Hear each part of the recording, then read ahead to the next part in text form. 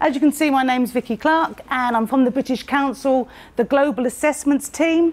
And our job and our role in British Council is, first of all, we design, develop, support Aptis. Hopefully some of you know that test. And we also work with ministries around the world advising on assessment policy and how it's aligned with their language education policies. So that's predominantly my role. So the CFR is our starting point. How we aligned Aptis to the CFR? Well, basically, Aptis is fortunate because it was developed in 2012. What does that mean? It was developed 11 years after the CFR was published. Now, tests such as IELTS, TOEFL, and other high-stakes tests that we have on the market were designed and developed before the CFR came out, which means that they retrospectively align themselves to the CFR. So they didn't have the benefit of that description of language ability that we now have. So we're fortunate that we could use Aptis, the CFR, not just in planning, in other words, okay, an A1 student, what can they do in writing? Let's have a look at the descriptors. But also we could train our item writers in the CFR, so they can write better items. We could also basically use the CFR when we were designing rating scales and scoring. So we had the advantage, because it was after the CFR, to use it right from the start in test development and all the way through. In addition, we have done something called standard setting, which means that we looked at the cutoff scores for each level, okay? And we did a whole procedure which we've set out in one of our publications, which is available online. And we have made very clear and very transparent the entire method in which we ensured that the cutoff scores were correct for that CFR level. So when the student gets, say, 27 out of 50, you know that is a B1, for example, in one of the skills, for example, yeah? Okay, and our entire procedure has been set out in a publication which is available to the audience, and I don't think any other organisation has made that transparent. So we are very, very convinced that the CFR is an accurate reflection of the CFR, the levels that you receive in Aptis. And it's an ongoing validation as well. We are constantly validating our own tests. But the CFR is not just about tests. You know it's used for curriculum and teaching activities, etc., etc. But word of warning, I keep saying it, the CFR is only the starting point. We need to add detail. And when I go through the tasks and what we focus on, you'll notice that sometimes I focus on things that aren't in the CFR, but are in the test task. And we know they are B1 level. So we need to add some detail and gaps, okay? But the CFR is a starting point. Now, to add all those gaps, we use a framework, another framework, okay, that the British Council, Professor Barry O'Sullivan has designed, along with Professor Cyril Weir.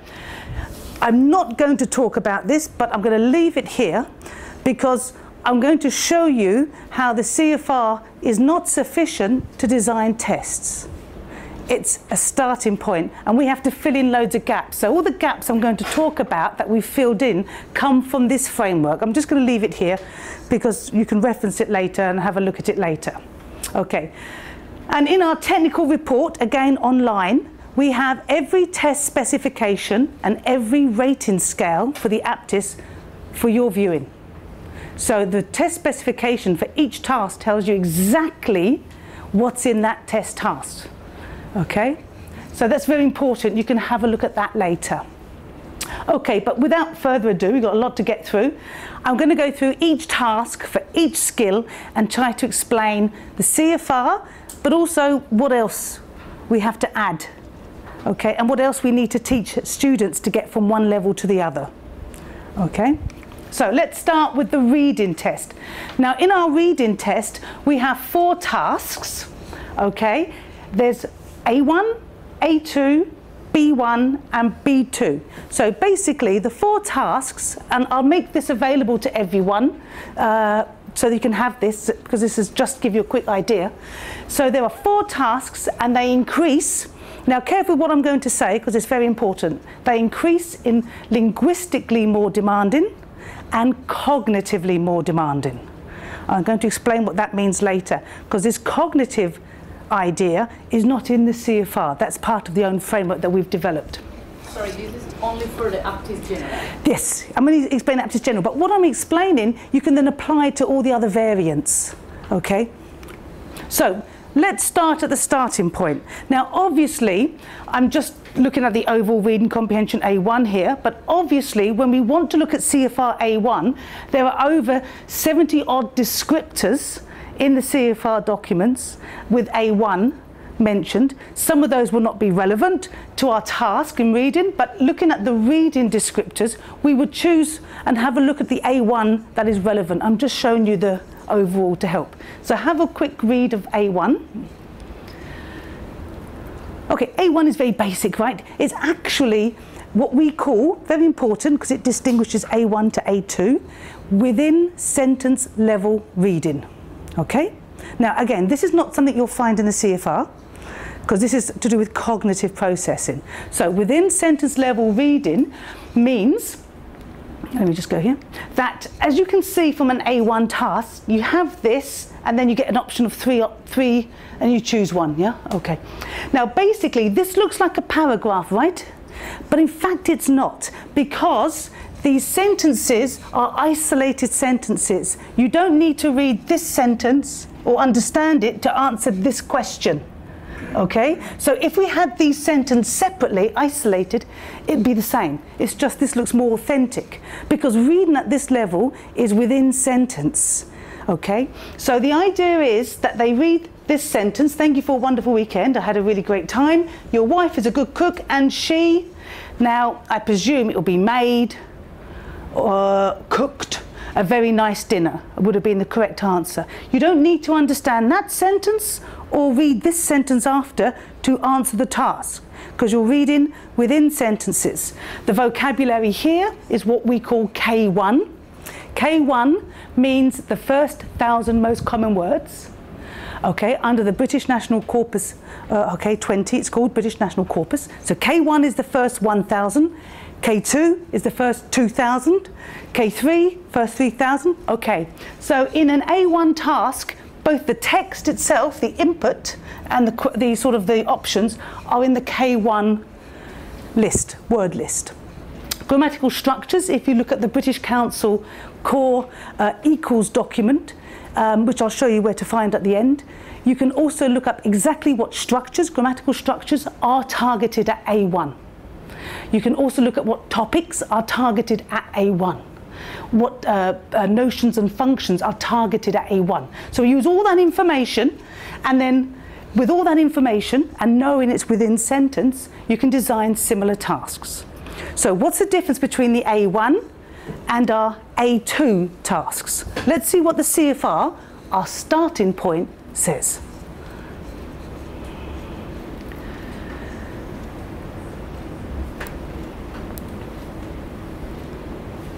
Most important word, simple texts, simple texts. So we're now at sentence level, everyone, in A2. And careful, in A1 we were within sentence, A2 we are between sentence level. What does that mean? Well, that means that in an A2, in reading, we can read simple texts that are connected with basic sentence connectors, conjunctions, etc. Whereas at an A1 level, we're still at the word and phrase and sort of isolated sentence level. At A2, we can start to connect both producing and also reading. So how does that look like in a task? Well, if you remember from Aptis General A2 task, we have a series of sentences that you have to rearrange. Let me show you in a better way. These are the sentences. The first one in italics is the one that's the first sentence and stays the first. So here you have a series of sentences that you need to rearrange. In this task, you have to read the sentences and you have to be able to understand the connection, because it's between sentence reading. So here, for example, nice and easy. At the end of his career, at the start. So at the end would come before, sorry, after, at the start, yeah? Okay, so you would have to, and again, the language here is K2, okay? And if anyone's interested, I can give you a free website where you open it up, you plug in a cut paste a text or write in a text, and it tells you if it's K1, K2, K3, K4, etc. Yeah. So you can even design your own A2 tasks lexically. Okay. So you can see there are some certain connectors. In order to do this, you have to read between the sentences. Okay. And again, vocab is very simple, very basic. The grammatical structures are basic. Again, look at the equals core document. You'll find a whole list of grammatical structures at that level. Cognitively, it's more difficult than the first task because it's connecting of sentences. Okay? So how do we distinguish A2 to B1 reading? Let's read the starting point of CFR.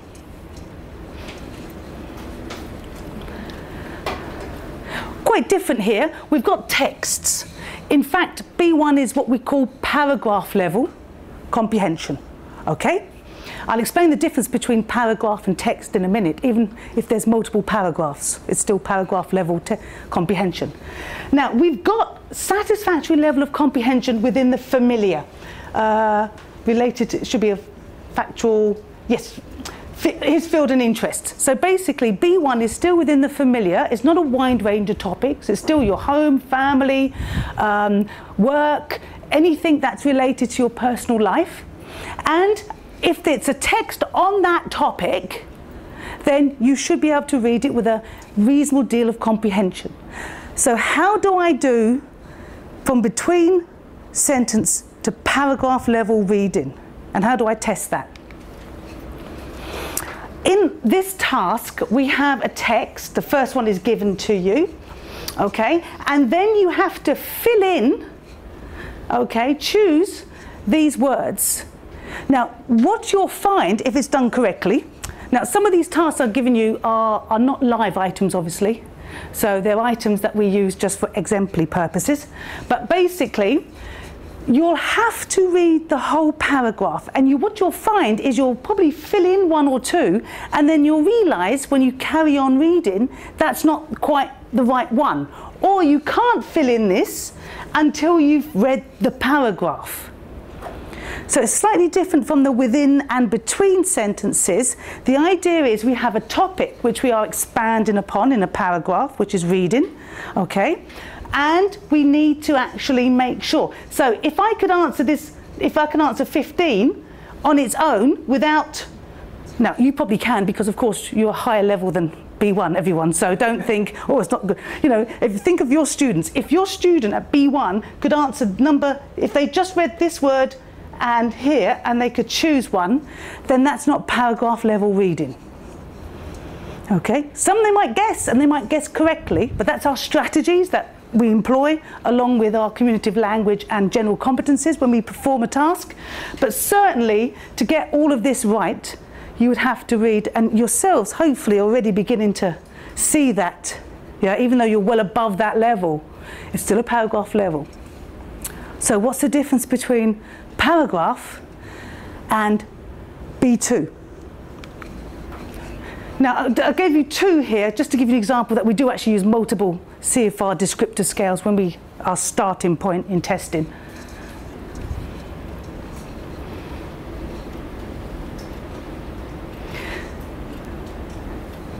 B2 is outside the familiar, wide range of text, wide range of genre, wide subject matter. It's about really quite independent reading at that level. It's a university level, 5.5 to 7, B2, okay? You can understand viewpoints, opinions, okay? If someone has conflicting ideas, etc., we can begin to understand that. So low frequency obviously means not often used, okay? So how would we test that? Well, first of all, in this task, we have a series of paragraphs, and you have to match the appropriate heading. Okay, so how is that different to paragraph reading? Well, first of all, let me explain paragraph reading. Now, this is the cognitive part, everyone, which isn't in the CFR, and our framework that we've developed with the British Council, which is used around the world in test development and test validation, adds that element in. Okay, so in paragraph reading, I have a paragraph, I know there's a topic, I know it's supported with examples, and I can follow the paragraph and understand it. So if I'm going to test reading at that level, let's say with an MCQ, then the question would have to relate to one of those paragraphs. So question 6, the answer can be found in paragraph 4. All right? But at B2 level, it's different. We have textual comprehension, which means when I read a paragraph, okay, the first paragraph, it stays in the back of my head. A mental representation stays in my head. So when I read paragraph number 2, I'm adding that new information to the old information. So is it the same viewpoint? Is it different? Is it this? Is it that? Then I read paragraph 3, and I've got paragraph 1 and 2 as mental representations in my head. So that means at the end of the text I'm reading, okay, at the end of the journal or whatever I'm reading, the newspaper article, I can sum up the text, what it's about. Okay, this text was about people's views on Brexit. We talked about the proponents and the opponents, and how that there's an issue with the language being used, etc., etc., etc.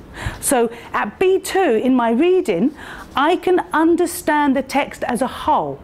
In B1, I haven't got these skills yet to hold that mental representation. I can remember what's in paragraph 1, and then I might forget what's in paragraph 1 by the time I get to paragraph 6. So that's why in B2 reading, if it's an MCQ, say question number 6, the answer is found in information in paragraph 3, 7 and 9.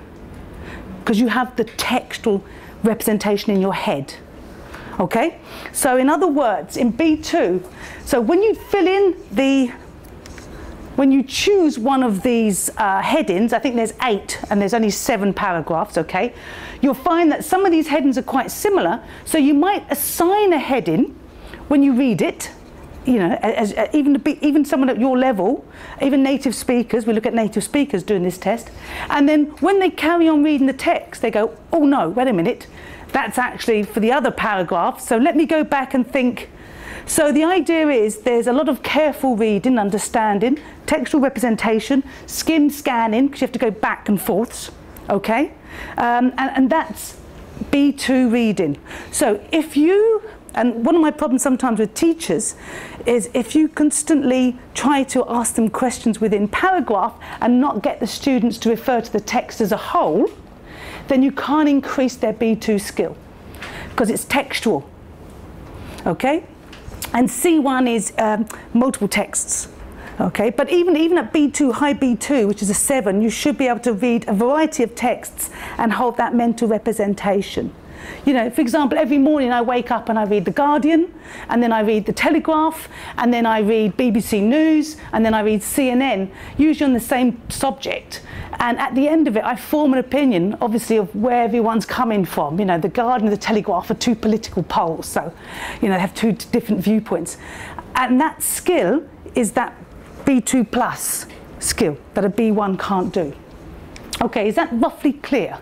So the CFR is a great starting point to tell us about what types of topics and the language familiarity, but it doesn't give us enough information, so we fill in the gaps with our cognitive processing, understanding, and many other bits.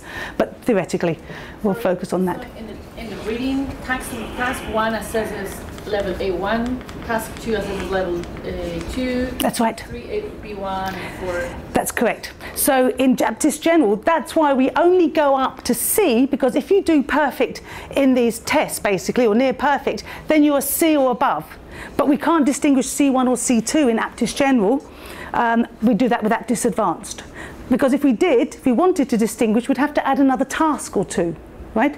Which would make the test longer. So it's practical that we've kept it to that. Okay, let's go to writing. Okay. So in writing, again, we have 4 tasks, and again, very similar. A1, A2, B1, B2. Yes, just double check. Just before. Right. Okay, but again, I'll give you all this. You've got all this for yourselves later. Read A1 writing.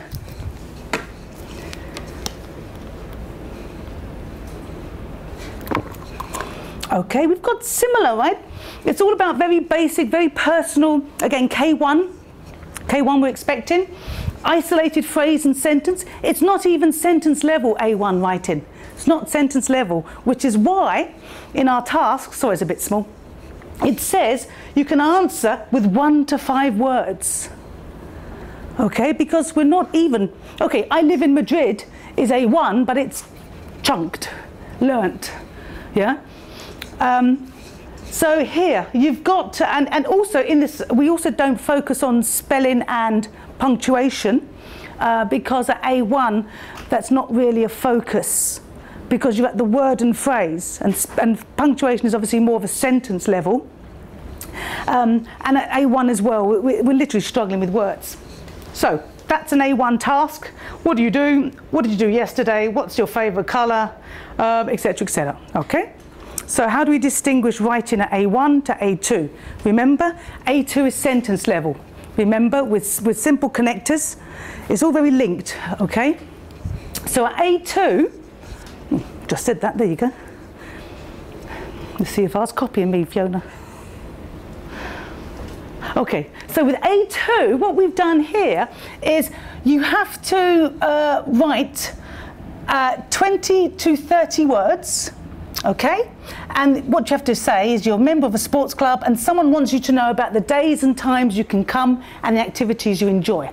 So what's the idea here? Well, 20 to 30 words would necessitate a number of sentences, okay? Now again, A2, we're looking at a K1, K2 level of writing, okay? But we also are looking for sentence and connectors. Basic connectors.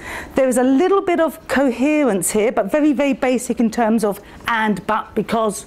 Okay, so let me answer that question for you. That days I can come, activities I enjoy. Because I work a lot, I can only come at the weekends. Yeah, sometimes I can come in the evenings. I like to swim. But I prefer to play tennis. All right, so my 20 to 30 words, okay, in sentence level. Okay, so we've got that now. Again, K2, very much. Yes, we can focus a little bit more on spelling and basic punctuation here. But that's the A2 of writing. So what's B1? Okay, remember for reading, I said A1 was within sentence. A2 was between sentence, B1 was paragraph level, right? Okay. And on the familiar subject, and quite an independent in that. So on a B1 task, you're expecting now paragraph. Now what does paragraph mean? Well, paragraph means that there is one topic and it is then developed.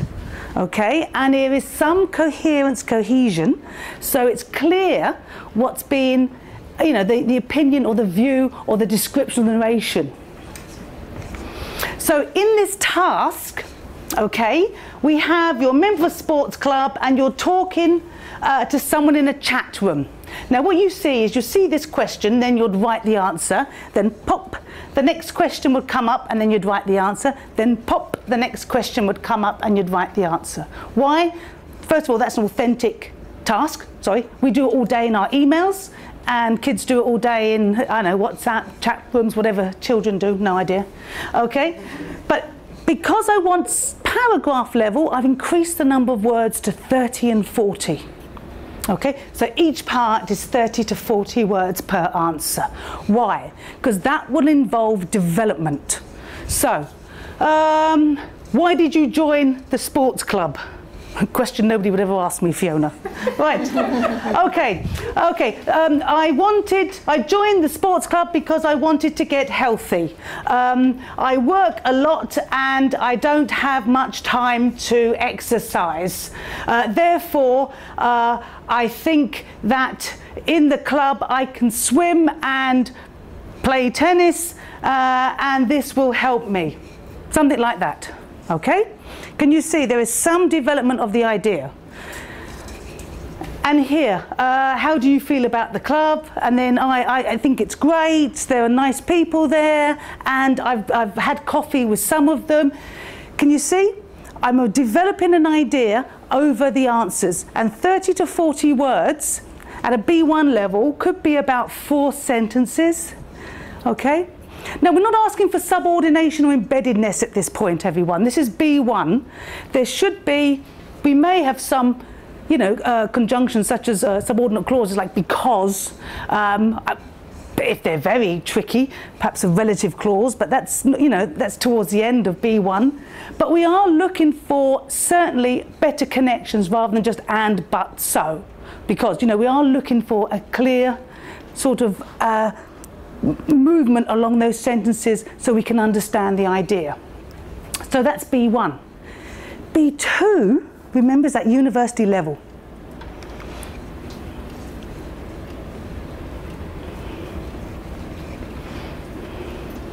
This is a very different level, right? Okay, this is 5.5 to 7. That's why it's the university level, I call it. You won't get into university on a B1, you'd get into university on B2. Now, we've got clear, detailed text, variety of subjects, so we go out of the familiar. So if you give your students a topic such as holidays or something, you'll never test in B2. That's B1. I don't care how complicated you make that word. You'll never, or the task, you'll never test in if it's not out of the familiar. So, how do we get that level? Well, first of all, in this task, obviously we're going to increase the length of the answer, that's clear. But what we're going to do is we're going to get out of the familiar. So in the first part, yes, there's relatively familiar with a friend talking, a colleague, a peer. So informally, we want you to write an email to your friend. You're angry they've increased the prices. And then in the next part, we want you to change to formal language. We want you to be able to tell the difference, in other words, manipulate language according to the context. That's at that B2 level. Now, obviously, a B2, writing a letter of complaint or something is not within your familiar, unless you're a person who writes complaints all the time, for example. I don't know. Some people do. But here, we've got very different language, and we say it quite clearly. Okay, write an email, and it could be very informal, and here it's write to customer service. So I've given you some ideas of examples of answers here. Informal means informal. Okay. Now, I'm writing to complain about the fee increase to take effect from next month and your plan to close early on Wednesdays. Now, not only is the vocabulary, obviously, at B2, everyone, it's K5. K1, K2, K3, K4, K5. At B1, remembered, it was K1 to K3, A2, K1, K2, A1K. Yeah? So this is K1 to K5. Not only is the vocabulary increased, the sentence length has increased. There's embeddedness, there's subordinate clauses, there's there's complex compound sentences and simple sentences. It's used perhaps for emphasis, but we have an introduction, we have a middle, we have a conclusion to the actual text. So we have now the structure, and it is coherent, and it has connections, and it flows well, etc. So that is at that B2 writing. At B1 writing, remember, still at the paragraph level. So the paragraph itself should be developed, but at B2, we should be able to develop paragraphs across a text that they are both coherent and cohesive within themselves, but between themselves as well. And again, as I said, we must teach formal language, not just informal language with writing. We must teach a variety of types of language. You know, it's a good idea if your students are B2 or C to give them context which are different. Write a love letter. Well, they're perhaps not the best for teenagers, but I dread to think what might come up. But the idea is, can you write affectionately? You know, write an angry letter where you're rude. You know, you've just had enough. You want to leave your job, you've had enough, you're never going to come back, you want to burn every bridge, write that email. we have loads to offer you as examples. Never sent, only written. Okay. So the idea is, can you manipulate language? Because that's at B2. Okay. Now, listening is slightly different in our test. Well, first of all, in listening, we have 3 types of tasks. There are many tasks, but there are 3 types. One of them is around word and number recognition, so obviously at the lower levels, A1, A2 level, okay. Literal meaning, so that's just what we call the propositional meaning, the direct meaning of the sentence. That's at an A2, B1 level. And inference, the implied meaning, that's at a B2 level. Okay? Now, there's some inference, very basic inference can also occur in B1, but certainly at a B2, you should be able to understand implied meaning. In other words, not what's been actually said, but what do they mean? If I were to say, oh, it's warm in this room, it may mean a comment on the temperature. It also might mean, can someone put the aircon on? Yeah? So it's not just what we say, it's what we mean by what we say. Okay, so that implicit meaning. So, again, there are multiple tasks, but there are 3 types of tasks that you will find. So I'll give you an example of each one. Well, first of all, let's read the overall listening. If we read A1 first. Very basic, again, it's the word, it's numbers, very slow spoken, clear. Sometimes would need repetition, obviously, in the real world scenarios. Very much the interlocutor would have to be on board with who you are, otherwise you wouldn't be able to communicate. They have to really help you with that. Here in A2, remember we're at the sentence level, okay, still within the very familiar, still within the very basic, okay, still within that real immediate need that we have. Okay, and again, slow, clear. Move on to the B. Again, we're around the sort of paragraph and text level. Okay. Again, very familiar accent, standard speech. Although B2 is still standard speech, in fact. Only towards the end of B2 we can start to handle non-standard speech, so different dialects and things. Okay, so here B2 it goes to, that means a direct meaning and complex speech and abstract topics as well as concrete. Difference between B1 and B2 is abstract. We're going to see that in the speaking. Okay, so here's an example of an A1/A2 task. Obviously you hear this.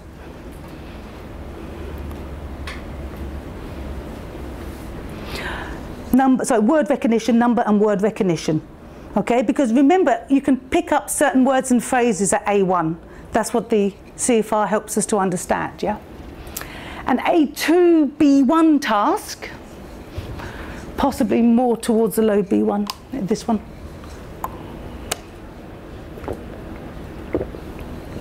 Possibly A2. Okay, clearly this is about detail. In other words, the propositional meaning, the direct meaning here. Okay, so what's inference?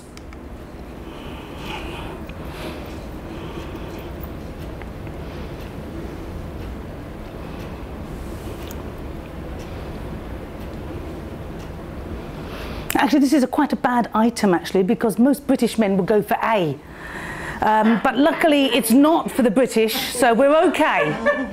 But, sorry, Cambridge in the background. I know you're perhaps the only British man here, but it's true, and we know it. I think we could probably extrapolate to man. Yeah. So, okay, but it's not for us Brits, so we're all right, okay? Okay, but that's more the implied understanding. So you're listening between the lines. Okay, and the last one, we've got a few minutes, and that's quite hopefully 4 tasks. We start really with an A1, A2, more A2 in the first one, because at A1 speaking, it's only word and phrase, there's not much. So we really want sentence level, so we're going to really start at an A2, B1 low, B1 high, B2. Okay, so let's have a look. As I said, I'll send those slides to everyone. Let's have a look at A2, what we can do, but I think we're beginning to get a picture. Basic, familiar, slow, at, very sentence level. So that's why in our task we offer you a couple of questions, okay, for 30 seconds each, that hopefully you can expand upon. Now at A2 you're still very slow and hesitant, pausing. Intelligibility may be a bit problematic sometimes, so please describe this room. It is a big room, there are many people, the wall is blue, I see a chair, a table, okay, all right. So that's really at a very low level, but remember A2 is simple connectors as well, so we're expecting 2 or 3 sentences at least in 30 seconds that have some connection, theoretically, or it doesn't have to, I mean you could have a series, but the idea, even if there's no connector words, there's a linear connection, yeah, an invisible one but clear one. So what about B1 then? I'll give you B1, but I'm going to explain low and high B1 in the next 2 tasks.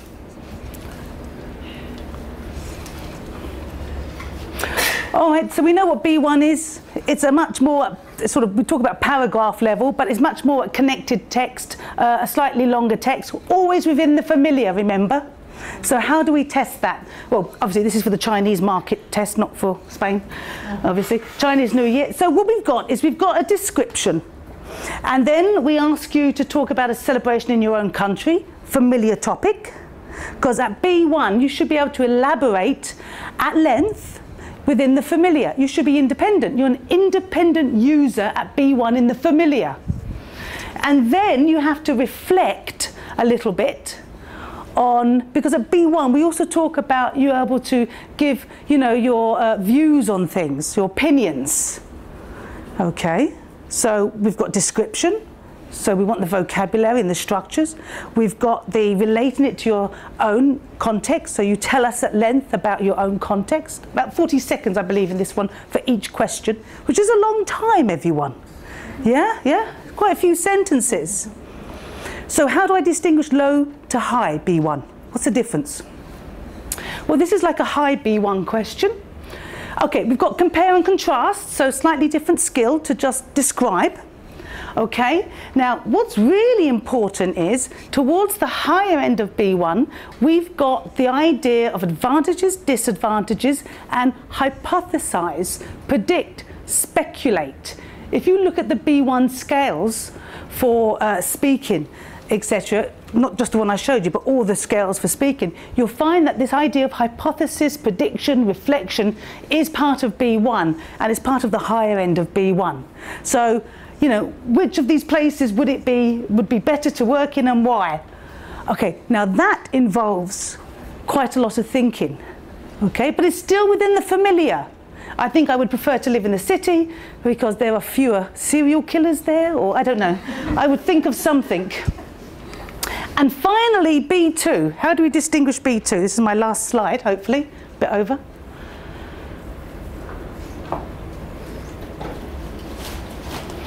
Okay, we've run a bit out of time, but remember B2 is out of the familiar, a large range of topics, being able to talk at length, not having issues with the grammar and vocabulary. You do make mistakes at B2, they do not impede communication.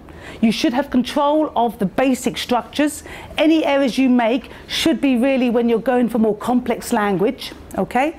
You shouldn't have a problem with intelligibility. I should understand everything you say. There may be some slight pronunciation issues, but again, it shouldn't really impede communication. So in order for me to ascertain and shift the B1s from the B2s and the Cs, I have to go to an abstract topic.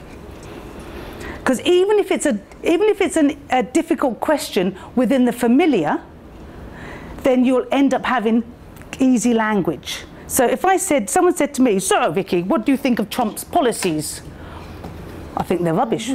Okay, this is not difficult language. I don't think they're very good. I think that he has no foreign policy. This is not B2 language.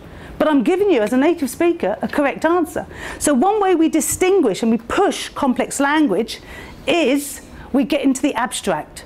Does competition encourage people to do better? Now, that's right. That gentleman did exactly what I want you to do. You went like this, because now you have to think. So what we do is we give an abstract topic, we give you 1 minute to prepare and 2 minutes to speak. That 1 minute to prepare is not enough for you to plan everything you want to say. It gives you a roadmap.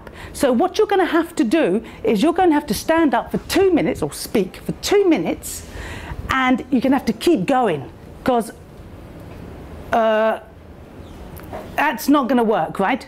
So language-wise, linguistically-wise, you should have no problem with grammar. Either you should be able to speak quite fluently, and you'd have some strategies to avoid any problems that you might have.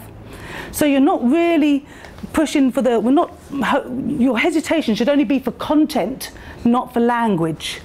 And we would know, because where we hesitate in a sentence tells us if it's for language or for content. Yeah? If you hesitate in the middle of a clause, it's probably for language. If you hesitate at the end of a clause, it's probably for content. Okay? So the idea is that that person keeps going, talks about it at length. I think competition and awards encourage people. I think the world is very competitive. I think we must explain to people that they should compete, and sometimes they don't get through. But that doesn't matter. I think these lessons need to be learned early on. Whatever. You keep going. And it has to be relatively coherent. It has to have that connection, the connectors. So that's how we then focus on a B2. Okay, so remember, it's abstract. Your students talking at great length about their holidays or their family is not B2. You know, explain what evil is. Okay, I wouldn't have that in a test, everyone. That's not how to, I'd love to put it into my tests, but they won't let me. You know, but the idea is, get your students to think, what is love? Yeah, what does marriage mean? What's the concept of marriage? What does it mean? Get them into the abstract, and then you'll get them to think. And they can only focus on the content, not the language. They just have to keep going as well. So the fluency will be very important here. Okay, I've gone over as always. Probably got time for one question. I apologise, I've gone over a little bit. So are there any questions at all? So yes, very quickly. Yes. Sorry. Quick question. Does the general, the Aptis general, give a C? Can you receive a C? That's correct, you can. Because if you do the task almost, perfectly correctly almost, yeah, then you get a C. Now, C, but it doesn't specify. No, because you could be C2, you could be C1. But because we didn't distinguish, in the Aptis Advanced, we have C1 tasks. So we can tell if you're a C1 or a C2. But the Aptis Advanced, we start at B1, not at A level. That's why we can distinguish. So if you get a C in Aptis General, you could be a C2, but then you could be a C1. We don't know. We know you're above B2. That's all we can say. Okay? Okay, thank you very much. Sorry for going over.